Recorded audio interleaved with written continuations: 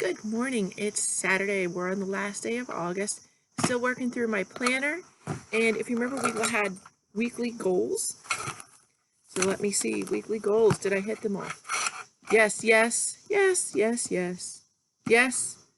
And made progress on 2 more. Yes. And progress on 1 more. So I almost got them all. And I still have today. So hopefully everything will get finished for the week. And you don't know how monumental this is for me. So were these really goals? It says this week's goals. No. If we watched yesterday's video, these were really my action items, which makes them more doable. Little check mark boxes, and they're not a big deal. Don't get hung up if they're not perfect, because these are just my action items. My goal here was to get my house in order, to start my new career, and to celebrate my friends and family. So those are my actual 3 goals. And why? Because my mission is to help bring my friends and family to Christ. I hope I'm doing that. I know my friends are enjoying the videos, and my family is reaping the benefits of the house being better. So hopefully I'm doing that a little bit. We did have a cute moment yesterday. My son stopped so that I could get those action items done. We stopped at the store to get some iced tea. I'm totally an iced tea girl. I knew I would need large quantities of it to tackle that last item. It was pretty bad. And we stopped. It was like, oh, it's a holiday weekend. Let's just do the grocery shopping while we're here. And while we were there, it was like, oh, Dad, it's a holiday weekend. Dad would probably like a treat. Here's something he doesn't normally get to eat, but we know he likes. So it was salsa verde.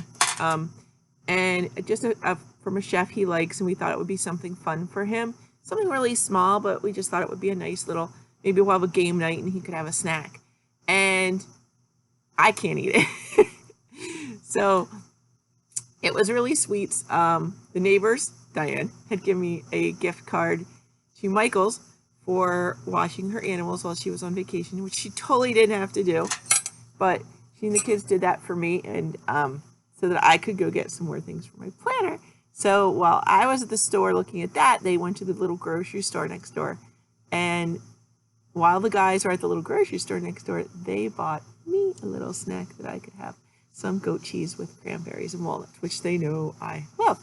So that was just really sweet. I think that was kind of their little thank you for making the house a little bit better and less stress for them.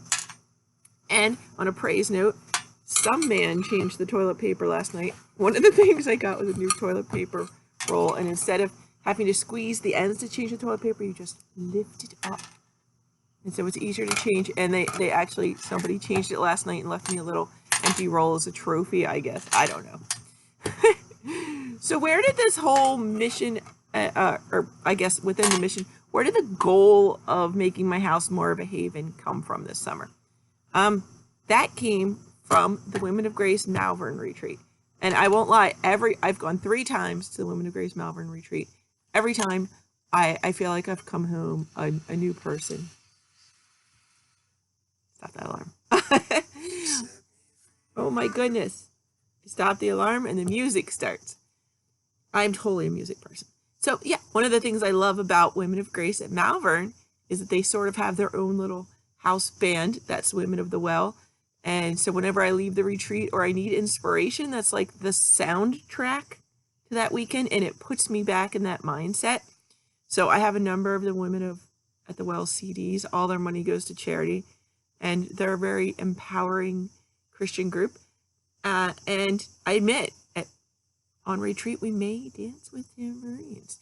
It's a very much a girl weekend. And Women of Grace has transformed me in so many ways. So I first started out, I was probably fairly nominal in my faith, and this wasn't that long ago. But I watched Johnnette occasionally on Women of Grace on EWTN, and my friends, Diane and Gina, were saying, come to Bible study, come to Bible study. We're starting a new book. You're going to like it. And I'm like, well, it's at night. I don't drive. I need a ride. And they're like, no problem. We will take you if you want to go. And it turned out it was the Women of Grace Foundational Study. And I flipped out because I was like, I want to do that so bad. And it's supposed to be an 8-week course, but our group took 2 years to do it. So we really, really dug into it and got the meat. And you're like, well, what's so special about the women? I have other women's studies. What's so special about it? Here's the workbook. And again, it's supposed to be an 8-week course. And you're like, Okay, it's pretty. Women's devotionals tend to be pretty. It goes with the book, which I couldn't find. I have 2 copies. I was actually reading it recently. It's probably all over the house because I just love Jeanette and her story, and it's so inspiring. So you start out the month with a little video, and you can see Jeanette kind of dancing behind the podium. They've like tied her to the podium for these videos. That's not her. She likes to dance around. She is a very joyful woman, and so I find that inspiring as well. You learn about different women saints. And I really didn't grow up knowing the saints. I'm a post-Vatican II baby. I can color a very nice picture of Jesus. And I can tell you that his banner over me is love. You know, I can tell you that. I could sing that song all day. Actually, I can only sing the chorus. That's all I know. So not that strong in my face. So I like learning about the women saints. What else do we learn? We have a word to know. Very great. Like this word to know, an oratory. I had no, like, what? Okay, then some stuff for pondering. She teaches you little snippets from the catechism and little scripture passages, and you learn to read passages of encyclicals.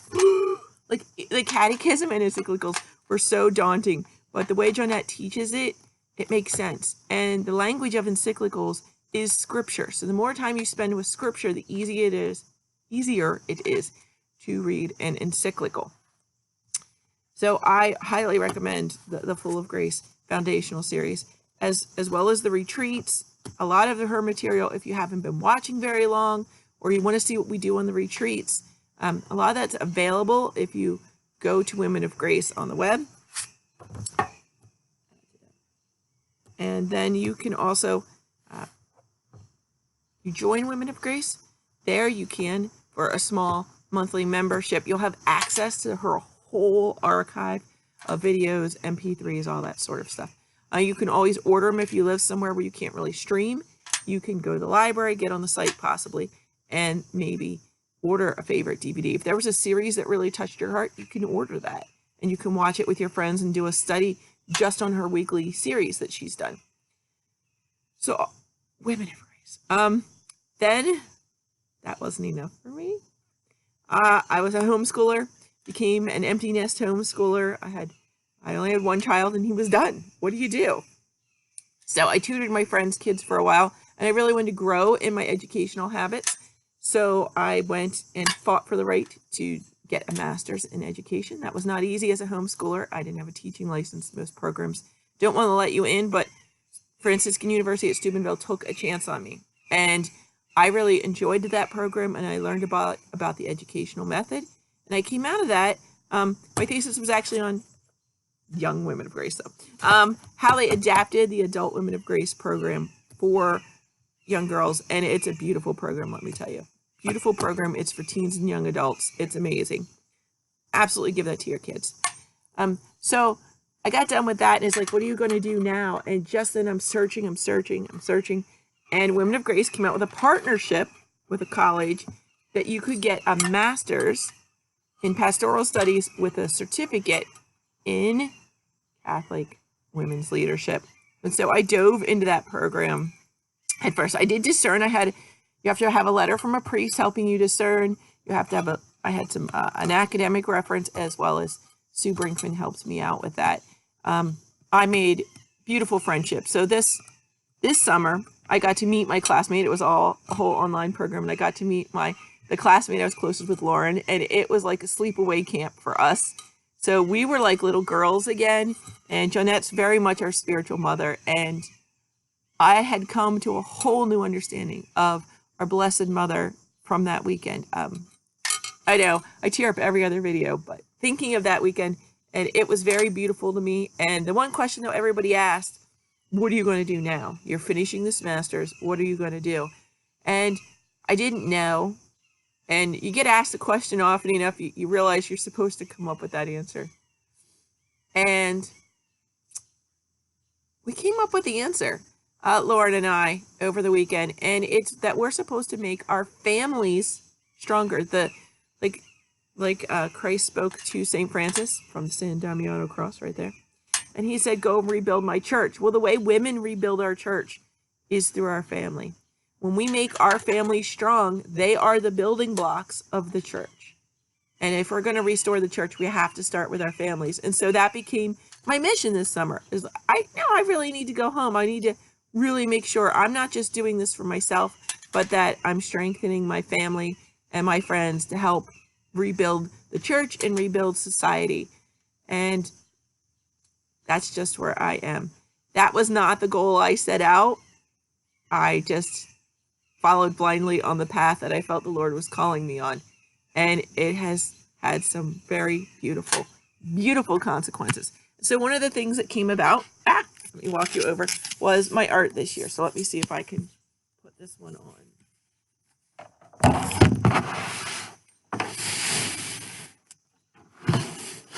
So this to me is 1 Corinthians 13, the way of love. If I speak in tongues of men and angels and I have not love, I am a noisy gong or a clanging cymbal. If I give away all I have, and if I deliver my body to be burned, but I have not love, I gain nothing. And I thought that this was going to be a picture of Jesus at first, and I realized, no, it was a picture of Mother Teresa. And she is bearing her cross, but her cross is taking Christ to the world. She laid down all her dreams. She laid down her dreams, and she became, as a little girl, and studied and fought to become a nun. She became a nun and she worked at a school in India, and that's not enough. The Lord called her to go deeper, lay down even those dreams, and to help the poorest. And as she laid down her dreams, they bloomed behind her. And you know, for Mother Teresa, they really did, and she really was a Christ bearer into the world.